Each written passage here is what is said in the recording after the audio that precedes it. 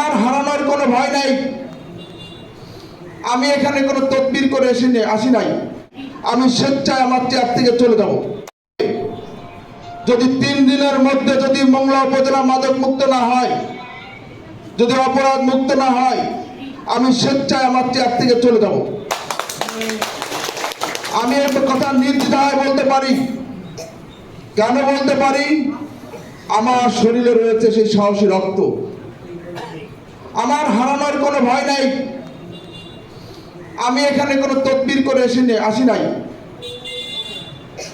যার হারানোর ভয় থাকে না, তার কি কোনো ভয় আছে? নেই। কিন্তু আমি একা চাইলে হবে না। আমাদের এই চাওয়াটা সকলের হতে হবে। সুতরাং আমি মনে করি বাংলাদেশ সরকারের যে চিন্তা চেতনা, যে ভাবনা, নবনির্মিত সরকারের যে দূরদর্শিতা, আমরা সকলে সেই চাওয়া পাওয়াকে বাস্তবায়িত করার জন্য আমরা সকলে একত্রে কাজ করে যাব।